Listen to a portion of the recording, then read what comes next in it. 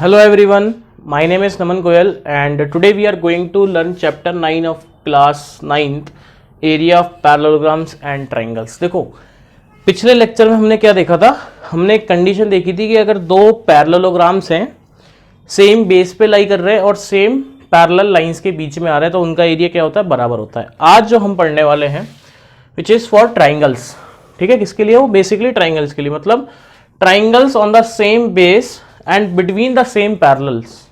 हम किसके बारे में बात करेंगे? ऐसे दो ट्राइंगल्स के बारे में बात करेंगे जिसका बेस सेम है और बिटवीन सेम पैरेलल्स के बीच में आ रहे हैं, right.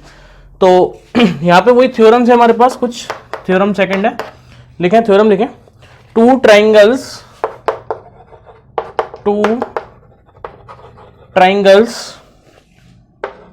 On the same base or we can say that or equal base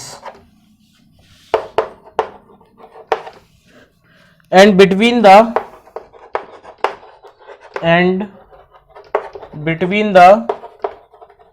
same parallels are equal in area,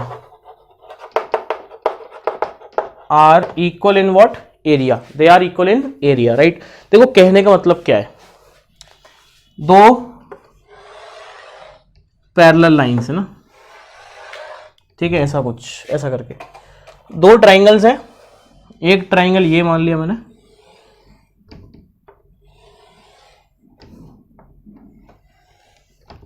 this is A B और सी, ठीक है। एक ट्राइंगल और है, सेम बेस पे लेना है ना, तो बी सी सेम बेस कर लिया अपन ने ना, ये दो ट्राइंगल्स हैं पी।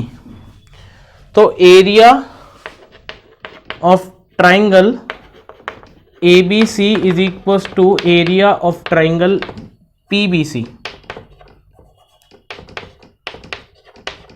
ठीक है। इन दोनों ट्राइंगल का एरिया क्या होगा? सेम होगा। कैसे सर? देखो कैसे, हमें पता है कि एरिया ऑफ ट्राइंगल क्या होता है, half into base into height होता है, ये होता है half into base into height होता है। अब सुनो ध्यान से, दोनों ट्राइंगल में बेस सेम है, हाइट भी तो सेम है। देखो जैसे हमने पैरेललोग्राम के लिए बोला था कि दो पैरेलल लाइंस के बीच की जो डिस्टेंस है हमेशा कांस्टेंट होती है, ये this is the definition of parallel lines, right. So what we can say here कि the distance between these two lines are always constant which is H, है ना, मैंने एच मान लिया। अब देखो ध्यान से कि यार फॉर ट्राइंगल एबीसी हाइट क्या होगा, यही तो हाइट है, इस पे परपेंडिकुलर डाला मैंने, यही तो हाइट है एच है, इसके लिए भी क्या है, यही हाइट है एच। तो दोनों ट्राइंगल के लिए बेस सेम है, हाइट भी सेम है।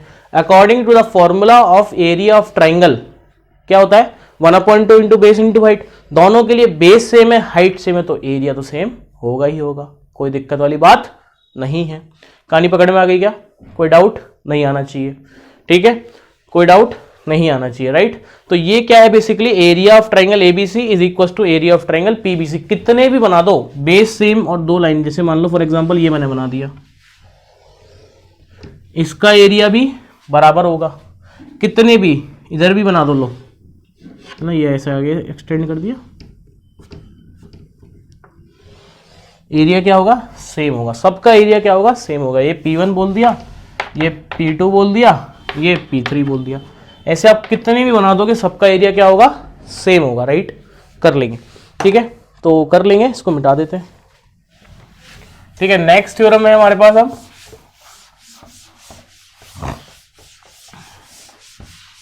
नेक्स्ट थ्योरम देखो,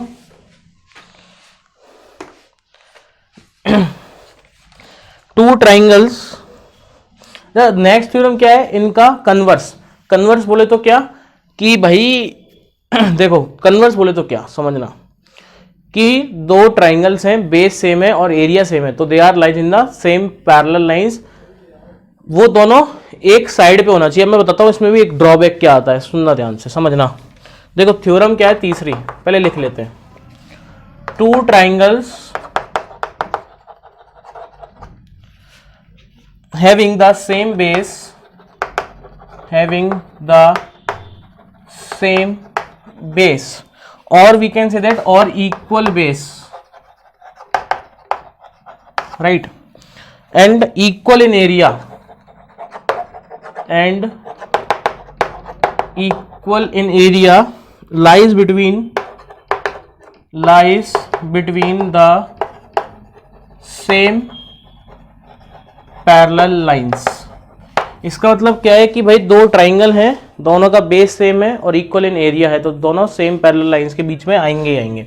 तो फॉर एग्जांपल ये एक ट्राइंगल है BC, बेस जिसका ये है, ये एक ट्राइंगल बना दिया हमने ABC।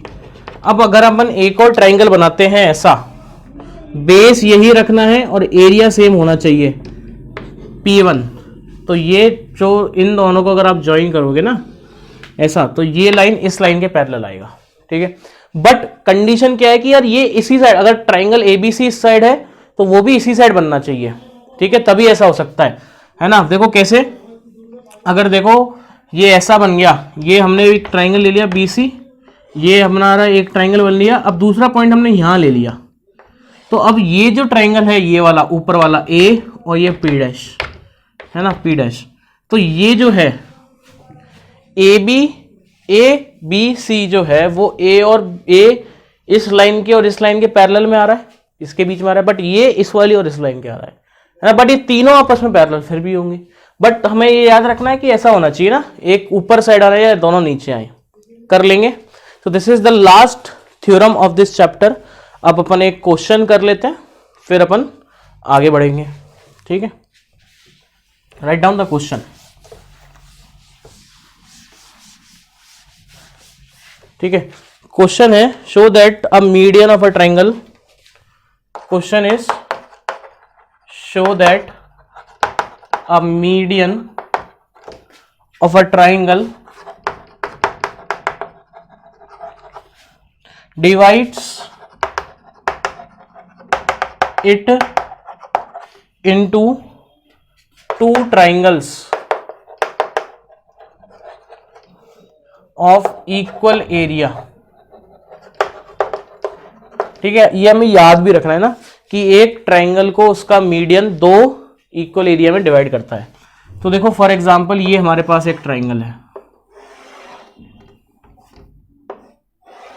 ठीक है, ABC, ठीक है। थोड़ा अजीब सा इसलिए ले रहे हैं क्योंकि अजीब सा अगर समझ में आ जाता है तो सिंपल वाला तो समझ में आ ही जाता है, ठीक है। अब हमने क्या किया, इसका एक मीडियन ड्रॉ किया, ये पॉइंट D बोल दिया।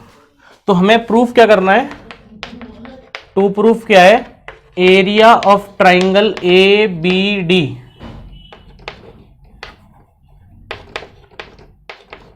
Is equal to area of triangle ADC, ठीक है, ये हमें प्रूफ करना है, ठीक है। अब देखो ध्यान से, ये हाइट मैंने बोल दी H, ठीक है। तो ये देखो ये जो H है वो इस वाले ट्राइंगल के लिए भी हाइट है और वो उस वाले ट्राइंगल के लिए भी हाइट है, राइट, ये बात ध्यान रखना। तो पहले मैं निकाल रहा हूं area of triangle ABD, 1/2 into base क्या है BD और हाइट है H, ठीक है। इसको मैंने बोल दिया इक्वेशन फर्स्ट।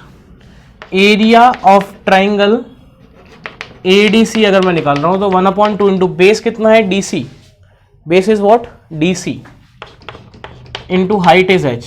अब मेरे को पता है कि AD इज द मीडियन, तो D is the mid point of BC, D is mid point of BC because AD is a median, that's why we can say that D is a midpoint of BC, right। और अगर D midpoint है BC का तो BD is equals to DC होगा, BD इसको second बोल दिया ना, BD is equals to DC। मैंने क्या किया, इस DC की जगह BD पुट कर दिया, put in second, so what we get, area of triangle ADC is equals to 1/2 into BD into H, इसको बोल दिया मैंने इक्वेशन थर्ड, ठीक बात। अब देखो इक्वेशन फर्स्ट को देखो तो 1/2 into BD into H, equation third को देखो तो 1/2 इंटू BD इंटू H, मतलब दोनों के RHS पार्ट क्या है, बराबर है, तो LHS पार्ट भी क्या होंगे, बराबर होंगे। So we can say that therefore from equation first and second what we get, listen, LHS part भी बराबर होंगे, तो we can say that area of triangle ABD is equal to area of triangle ADC। Hence proved हो गया ना mummy, क्या हो गया, हैंस प्रूव्ड हो गया। ठीक है, कर लेंगे ना, कर लेंगे। एक क्वेश्चन और कर लेते हैं, उसमें मैं आपको हिंट दूंगा, करेंगे आप, है ना, मैं आपको पूरा बता दूंगा पर लिखना आपको है ना, मैं बता पूरा दूंगा कि कैसे आपको करना है उसको, है ना। तो पहले क्वेश्चन लिख लेते हैं।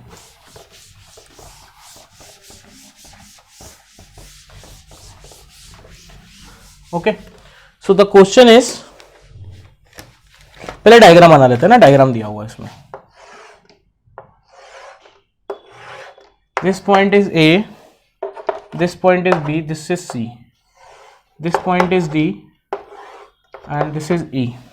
So E is any point, question है, E is any point on median AD of a triangle ABC, of a triangle ABC. Show that area of triangle ABE is equals to area of triangle ACE. Area of triangle ACE. देखो सुनना, for, मैं कराई देता हूं ना solution, for triangle ABC, AD is the median, तो ये जो AD मीडियन है ABC को दो पार्ट में डिवाइड करेगी इक्वल एरिया में, सो अपन बोल सकते हैं देयरफॉर AD इज मीडियन। तो अपन क्या बोल सकते हैं, area of triangle ABD is equal to area of triangle ADC, right. ठीक है, इसको बोल दिया अपन ने फर्स्ट इक्वेशन। ठीक बात। अब देखो कौन सा ट्राइंगल लिया मैंने, BED वाला, है ना, इस पॉइंट को थोड़ा ऊपर लिख लेते हैं ना, हमने लिया BEC, sorry, now triangle BEC। देखो AD अगर इसका मीडियन है तो ED भी इस ट्राइंगल का मीडियन होगा, so ED is median. So हम क्या बोल सकते हैं, area of triangle BED is equal to area of triangle CED होगा कि नहीं होगा, इसको सेकंड बोल दिया। अब मैंने क्या किया, इन दोनों को सब्ट्रैक्ट कर दिया, subtract equation second from first, what we get, listen. देखो LHS में सब्ट्रैक्ट हो जाएगा, RHS में सब्ट्रैक्ट हो जाएगा, तो हमें क्या मिलेगा, area of triangle ABD minus area of triangle BED is equal to area of triangle ADC minus area of triangle CED। अब ध्यान से देखना, इधर लिख रहे हैं अपन देखो LHS क्या लिखा हुआ है, ABD में से BED हटा दिया, मतलब इस पूरे ABD में से, इस ABD में से ना, ABD में से ये वाला पार्ट अगर मैं रिमूव कर दूंगा तो ये बच जाएगा, ABE बच जाएगा, हाँ है ना। तो therefore what we get, area of triangle ABE is equal to, ठीक है। अब ADC में से CED हटाना है, ADC कौन सा, ये पूरा ADC है, उसमें से CED हटा दोगे तो क्या बच जाएगा, ACE बच जाएगा, एरिया ऑफ ट्राइंगल ACE। यही हमें प्रूफ करना था, देख लो, area of triangle ABE is equal to area of triangle ACE। कर लेंगे, तो इसी के साथ हमारा ये चैप्टर फिनिश होता है। इस चैप्टर में जितनी भी आपको एक्सरसाइज गिवन है सब आप कर सकते हैं, बिल्कुल करें उनको, ठीक है। तो जब तक के लिए पढ़ते रहे, नेक्स्ट लेक्चर में अपन स्टार्ट करेंगे नेक्स्ट चैप्टर, तो जब तक के लिए पढ़ते रहे, मिलते हैं नेक्स्ट लेक्चर में। थैंक यू सो मच, और NCERT करना बिल्कुल ना भूलें। Thank you, bye.